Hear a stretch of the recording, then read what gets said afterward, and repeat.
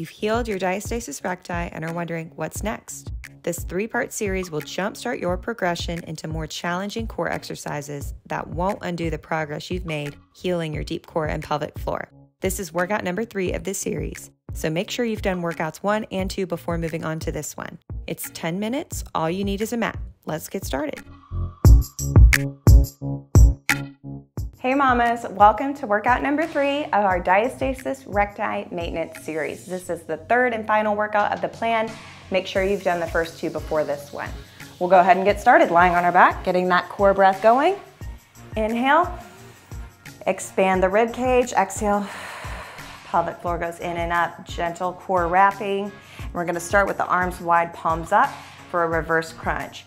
Bring those knees over the hips, extend the legs, lift the tailbone, and then all the way back down. Let's repeat that. So we go in, up, lift, lower, slowly. So we are lifting the tailbone, and so the lower back will lift here. What I want you to focus is pulling that belly in and up, right here. Exhale as you lift, and then exhale again as you lower back down. So inhale, exhale, exhale. Shoulders stay pressing down for stability. If you want to and are more comfortable, you can keep your hands by your side. But the most important thing is keeping that core brace on and really bracing and exhaling, pursed lips on that lift. We're gonna keep it moving here. Next up, we've got scissor leg drops. So we're gonna take the arms up, legs up. We're gonna take the front arm and back leg toward the floor, bring it up, opposite side. So if you did workout 1, which you should have if you're on this one, this is like the dead bug advanced version, scissors. So legs are straight. I guess this could be like a daddy long legs or something if you're thinking dead bug. So arms go overhead just like in that dead bug, leg goes down. You can tap the heel, you don't have to do it all the way down, but as low as you can go while maintaining that core brace. And you can see I'm moving a little bit faster because I feel really warmed up and controlled because I just filmed 2 other workouts. But you can always slow it down. Again, I'd rather you go slow and only get a handful of good reps than do a ton of them and have them just be fast and crazy. We want that strong core control here. Rest. Okay, we're gonna keep it moving. This time we're gonna go to hands and shoulders, or hands and knees, hands under shoulders. We're gonna do a scorpion pulse. So extend your front leg, bend it, heel up, flex the foot, push up, and pulse, pulse. So we're keeping that knee and that hip square to the floor, hands under shoulders, core is braced, drive that heel up. So I want you to think, keep that knee about hip level, only let it drop about an inch or 2 when you drop for that pulse. Now, you notice sometimes my foot is moving away. I want you to really curl it in, use that hamstring. Use that calf to maintain that tension. You're gonna feel it all down the back of that leg. Great for the glutes, great for the low back. So important to train the back body if we want to continue to progress on our core strength. We've got to overload those muscles to get them stronger. Rest. All right, shift back into a quick child's pose or hips to heels. We're gonna repeat that same thing other side. I really love this one because I love that glute burn. Flex the foot, bend the knee, knee hip level, pulse, pulse. In this final workout, we're really focusing on overloading those muscles in the core. That includes the back and glutes. We have to safely and progressively overload the muscle to get them stronger. So that's what this series is all about. If you've healed your DR, that's amazing, but we want to continue to overload those muscles to get that definition, to build abs. And maybe abs is not even a goal, but just to continue to improve functionality, to continue to improve strength for everyday life, whether that's workouts or just the demands of caring for a growing baby. Because that's the thing. Even if you made it through the first year, which I just did, they keep getting bigger. All right, come to the back of your mat now. We're gonna do some bear crawls. One of my favorites, but I know in the comments, a lot of you don't like these. Knees under hips, hands under shoulders. We're gonna lift onto those toes, forward, 4 reps or 5, 6, however many you can across that mat. I got 6, and go back. So hand stays under shoulder, knees stay close to the ground, right under those hips. Really control here, trying to keep those hips and shoulders square to the floor, trying to keep the knees close to the mat. You can even tap the knees a little, or you can put the knees all the way down, crawl with the knees on the floor. But when you can, we're gonna overload. Lift those knees up, just an inch or two. We don't want them up super high. We don't want to round the back. Again, if you have like a kid's toy on your back, which you probably do anyways, you don't want to let it fall. All right, rest. We're gonna come to an around the world plank. This one is tough.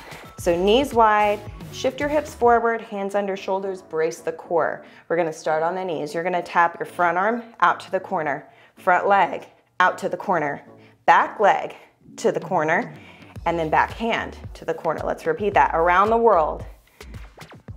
Tap, tap, tap. You can also come up if you're ready. Do it on the toes, the whole thing. It's challenging, and you're gonna find yourself rocking and shifting your weight a little bit. That's why I want your feet or your knees really wide here. And if you find you're shifting and rocking too much, like you can't control the movement, just come back down onto the floor. Those legs are harder, so if you find that's really challenging, just do the hands and focus really on strong stability. But if you can, even for one round, get up on the toes. Finish this one and we'll break. I made you go a little longer, sorry, not sorry. All right, coming to the forearms for a plank. Forearm plank, double knee lifts. We're gonna start with those knees down, back flat, hips shoulder height. We're gonna lift both the knees up, gently put them right back down. Lift again, up, exhale on the lift, inhale on the lower, really controlling on that way down. So it's a quick lift, pursed lip breathing. Inhale, slowly re-engage that core. Hips do not go higher than shoulders here. Hands together. You can clasp them or prayer hands, whatever's comfortable, fists together. I want you to keep those elbows under shoulders, pushing out of those forearms. And again, we want to move really lightly with those knees. We don't want to just slam it back down. We're really controlling here, overloading the core, especially that six pack right here. That's where we're going to train it. One more and rest. Okay, now coming to our forearm. Front forearm down. You can take the legs, one leg extended or both. We're gonna roll from front to back so that top arm reaches up, rolling, tucking that top arm under on the toes. Now shift to the back, forearm and lift. Now keep rolling, come back forward through the front of the movement, up, come back through the middle. Hips are at shoulder height when you drop to the middle of that plank. And then you're lifting that hip through the underside of your waist when you come back to side. We want to make this movement really fluid. You can pause when you're here in that side plank, but once you're here, I want you to keep it moving. Try not to rest at any point until you've completed that rep. This one's tough. Nice and controlled. Let's finish on that other side.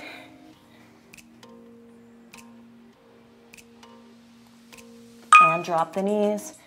Quick child's pose. We're gonna go to a downward dog with a little tap and reach. So feet hip width apart, hands shoulder width apart, push the hips back. We're gonna come forward into a plank and then opposite hand to toe, reach back and then shift back into that plank. Hand to toe, shift into a plank. So when you come into that little tap, you're in a down dog, trying to reach for the toes. You can reach for the shin. I want you to keep your hips up and then hips down when you come to that plank. Hips should be lower than your shoulders here. We don't want that butt up in the air. We want to engage that core and really challenge it by bringing the hands over those fingertips. If you can't quite touch, don't sweat it. Do what you can. It's tough. I'm not very flexible, so it's hard for me too.